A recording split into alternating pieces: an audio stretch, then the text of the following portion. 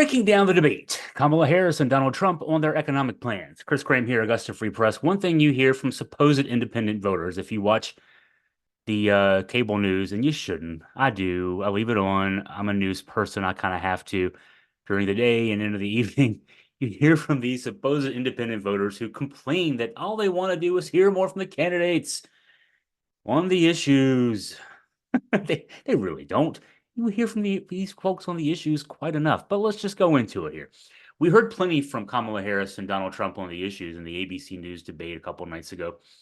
And what we're going to do here at AFP over the next several days, given that Donald Trump said today he's not going to debate anymore, we have plenty of time to do this, I guess, because we won't have any more any more content to add to this, I guess. We're gonna build a sort of voter guide by looking at things issue by issue, and we're going to start today with the economy. So, what will Kamala Harris and Donald Trump do to build on the economy we have now? Let's start with a Kamala Harris plan. I'll call it bottom up. Um, and just to signpost here, to use a debate term from my high school debating days, I'll tell you that the Donald Trump plan is top down. And hey, you may like top down. You may prefer bottom up. Let's just see. Harris at this week's debate talked up two main things: an expansion of the child tax credit and expansion of the tax deduction for people starting new small businesses. What she had to say about the child tax credit, I intend on extending a tax cut for those families of up to $6,000, of $6,000, I should say, which is the largest child tax credit that we've given in a long time, so that these young families can afford to buy a crib, buy a car seat, buy clothes for their children. Basically, for newborn babies for the first year, a $6,000 tax credit for those families, then $3,600 a year for children thereafter. The current system, which is expiring in 2025 because of a Republican vote in the Congress, in fact, in the Senate last month, would revert back in 2025 to $1,000 a month for everybody, for all kids. On the small business thing, $50,000 tax deduction to start up small businesses. She said, quote, knowing that they are the backbone of the American economy.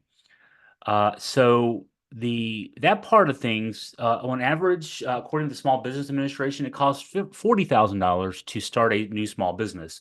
And so this $50,000 tax deduction, it's not a handout, it's a tax deduction. So it's not like a check, here's $50,000, go start your small business, because then everybody would be applying for that. You still got to show the gumption, the ability to get the business off the ground. You get through the first year, you file your taxes, you get a $50,000 deduction.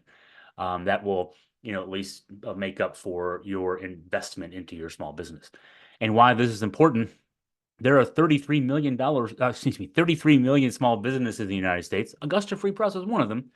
And those 33 million small businesses account for roughly 46% of all private sector jobs. So it's not just for Augusta Free Press, for example, not just my full-time job, not just another full-time job in the case of my wife. We actually have a third employee full-time outside of our family, a third reporter full-time. And we have a number of freelancers who earn anywhere from $500 to $1,000 a month writing for us. So that's extra income for them on top of what they make elsewhere. But I mean, that's just to illustrate to you how small business isn't just, and not that it's a bad thing, but if it's just one person working in a small business, they've created a job for themselves. That's why the Kamala Harris plan thinks it's important. Kamala Harris thinks it's important to help these folks out. Now, the Donald Trump plan is top down. Top down because the emphasis is on tax cuts for billionaires. And that's true. That's not hyperbole. That's true. And the way he pays for those tax cuts for billionaires, at least the way he claims to pay for them, is through the imposition of tariffs. So these tariffs he put in place back in 2018 after the 2017 tax cut for billionaires, which cost $150 billion a year, dwarfing the costs of every other tax cut that you can possibly have. His quote from the debate: "We're doing tariffs in other countries. Other countries are going to finally, after 75 years, pay us back for all that we've done for the world." So that's what he says. He says that tariffs will pay us back for all that we've done. Um, the analysis is, yeah, Trump imposed tariffs, a new round of tariffs, including rather significant tariffs on China in 2018, and it didn't work. Even according to a conservative think tank, American Action Forum, the tariffs ended up costing U.S. consumers $195 billion, billion with a B, And that led to the loss, that those tariffs led to the loss of 245,000 American jobs. You may remember that particularly the agriculture sector was impacted um, to the tune that the Trump administration had to quickly approve $20 billion plus in subsidies for American farmers because of the losses they suffer. Basically, when we put high tariffs on China and China products, the Chinese responded in kind and made it hard and almost impossible in a lot of cases for American agricultural products to get into their country. And trade wars don't work. Let's just say that. And that's what Trump started. Another independent analysis from a group called the Tax Foundation called the Trump tax tariffs, quote, one of the largest tax increases in American history. Because in effect, a tariff is something slapped on the price of a good coming in from outside of the country when it gets to the country. So let's say it's a Chinese company that is selling a good.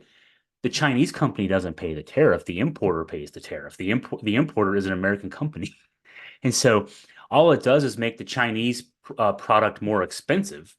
The reason tariffs were used back in, let's say, 18th century, early 19th century, throughout the 19th century, into the 20th century, was not to raise money, but in fact to give protection to American industry, whatever the industry might be, to allow it to better compete with foreign industry and build up from inside. It can take years, decades for that to happen.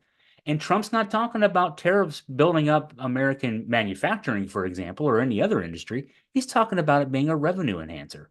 So he doesn't even get the part where tariffs might work right. And even then, when you say they might work, it's a concession that they might work, but they'll take a long time to get there. In the meantime, we either do without the products that are going to be that will cost too much, or we'll pay a lot more for them in the form of hundreds of billions of dollars. That's what we've been doing here. Uh, so now what instead of learning the lesson from 2018, what Trump's been saying at campaign rallies is he would dramatically increase the tariffs on China and Chinese made goods from a range of 10 to 25% now to 60% if he's elected president across the board. And that combined with other proposed new tariffs in the Trump plan would amount, according to the Tax Foundation, to a $524 billion a year tax increase and lead to the loss of 684,000 U.S. jobs. That's what you want to vote for? I mean, maybe you do. Maybe that makes you better off. If it's not your job, if you're not someone who relies on consumer goods a lot to get through your life somehow, that's probably all good for you. Um, so uh, this is where we are. And again, that $524 billion a year, that's what we will end up paying.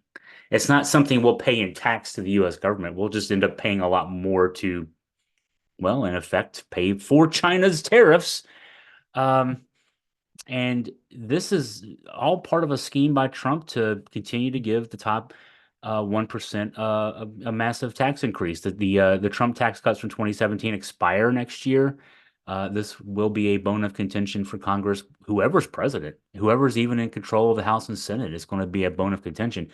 According to the Tax Policy Center, households with incomes in the top 1% in 2025, if this is renewed, will receive an average tax cut of more than $60,000. $60,000 for the top 1%.